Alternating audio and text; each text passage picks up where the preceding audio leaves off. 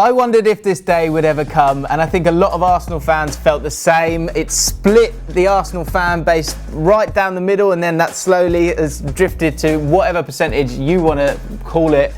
Peter Wood, aka Pedro, aka the man in the know. He was the first person to talk about Wenger out years ago on Le Grove, joins me right now. First of all, how are you feeling? This moment has come. It's something that you've been talking about for a long, long time on your website. It's something that you've wanted to happen, and it's here. The day's here. Ecstatic. I'm over the moon. I can't believe that it's come. I can't believe that they've made the decision before the end of the season. I thought that maybe his future would be predicated on winning the Europa League or having a strong finish, but it seems the club took that decision out of his hands and they've made the move early, which is smart because it means the fans can give Wenger a proper send-off. It means the players should be motivated to play for their futures next season, so we might get a good showing in the Europa League. And it means that the club can actually plan for a very tight summer. So I'm excited. It's the right move for the club. There should be no sadness about this. This is a move that's like 5-6 years too late. So we need to really make up some of the lost ground that we've seen happen this year. Do you feel any kind of remorse at the way that Arsene Wenger has been treated over the last few years? Because obviously it's been something that I don't think we've seen in modern football. Certainly haven't seen in the Premier League. As long as I've been working in fan media, online on YouTube, I've never the anger towards the situation at Arsenal and specifically to Arsene Wenger has always been at such a high level. Do you think any Arsenal fans will feel any remorse as to or regret at how he has been treated over this last few years? Absolutely not. This is sport. We're in this game to win. Like, sentimentality has no place in football. If you are not delivering consistent improvements to your team, if you are not spending £200 million of wages properly, if you're not competing at the highest level, then you don't deserve to be at a club like Arsenal. He did great things for us. He had a fantastic first 10 years at the club, but the back half hasn't been so great, and he's always hid behind excuses. Firstly it was that he didn't have enough money. Actually, it was mostly about money, and I think that's when it really changed, when Arsene Wenger got the cash and he started spending it, and then we saw that actually he's not very good at spending the money, and that actually his problems had maybe been masked a little bit by the money issue. I think that it was only a matter of time before he went. Like, Arsene Wenger is not a coach for the modern era. He never developed his game. And I don't think he'll get another job like Arsenal, and that's probably why he hung on to it so desperately. Well, I think that's part of it as well. I think people were surprised because there had been that kind of mediocrity, and people were thinking, when is this moment going to happen? Why do you think that Arsene Wenger has now made the decision? Because I think everyone's always understood that generally it was down to him. It was when he wanted to do it because he had such power at the club. Why do you think he's made the decision to do it now? I don't think Arsene has made the decision. I think all of his rhetoric this season, last summer, like, Wenger never breaks a contract. He's been forced out, and the club have offered him an opportunity to say that he resigned, to go out the easy way, and he's taken it. I think it was interesting because Josh Kroenke came in a few months ago, and there was talk of, he was going to embed himself in the club, work out what was going wrong. I think that Josh Kroenke will play a bigger role in the club moving forward, and the best way to ingratiate yourself with the fans is make a big decision that we've all been waiting for a while. So he's got the ear of the fans now. The next move is even more important than this. Like, who do they bring in? Hopefully they've got a fantastic name lined up, but I don't think fans should feel any remorse over this. I think this is just what happens in sport when you're not cutting the mustard.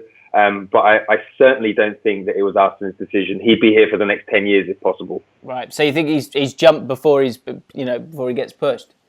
No, I think he's been pushed, and I think the deal is he's pretending to jump. It happens in most businesses. Like, if you're a senior person, you either go out the bad way and everyone hears that you were fired, or you said, look, there's not a future for you here. We can we can tell everybody that you resigned, so it looks like it's on your terms, and then you can, have a good 2 months, like seeing out your notice period. But absolutely no way would Wenger ever decide to leave this job. Only a few weeks ago, he was talking about he was going to see out his contract. There's no way that he's decided before he's won the Europa League that he wants to move on. What about the timing of this? This is a huge week for the club. The thing that forgave everything, and I think you were saying yourself that it would have been his ticket to another season as Arsenal manager would have been winning the Europa League. You got the nightmare draw in Atletico Madrid, and in the past we've seen it. We've seen it with Fergie. I remember seeing it with, I think, Gordon Strachan early doors said, "All right, I'm leaving this job," and then the form fell off a cliff. Why do you think? Do you think doing it right now is going to help the team on the pitch? I don't think it can get any worse, and I think that Away from home, anyway. I think that it's important. I think it's important for the fans to know that the club are taking performance on the pitch seriously. I think it could act as a bit of a boost for the players. Like, they know that they're playing for their future next season, so they're going to want to impress the next coach. So hopefully they'll buck up their ideas and put in a good performance when they go to Madrid. But I think it's also important because the club want to start finding a new manager early. We've got a World Cup this year. If we finish 7th and we have to go into the pre-qualifiers for the Europa League, it means that there's only 11 days of a pre-season. So the club really needs to get a new manager into the project early, so that he can work out what he needs for the squad, so that he can start planning for how he's going to deal with next season. So it makes sense. Like, lots of clubs do it as well. I think Allegri has announced that he's leaving Juventus early. Enrique did the same last season. Bayern Munich and Man City announced in February that Pep was going, and he didn't really see a tail off. So it's just part of the process. I think Arsenal need to be able to talk to managers around Europe and not worry that they're doing Wenger a disservice. So yeah, it's harsh, but it's the reality of sport. If you're not performing, you move on. And final question, it's the big question that people are going to be talking about for the next few weeks, maybe months. We'll see what happens. Who should be the next manager of Arsenal? I think the best available manager in Europe at the moment is Allegri of Juventus. I think he's got a presence. He's got stature. He's worked under incredibly pressurized conditions over the last few years. He's made 2 Champions League finals. He's tactically flexible. And he's about the right age to make the move to London. And I think that he would see there's more opportunity to create something from scratch at Arsenal, like be the first manager to win the Champions League in the new stadium, be the first manager to win a Champions League. Yeah. And big London clubs, like taking them from 6th. It's a low barrier to entry these days. But I also think Jardim of Monaco would be an interesting name. And I know that Ivan Gazidis is very interested in the German coaches, so don't be surprised to see somebody from the Bundesliga come over. Tedesco, Nagelsmann.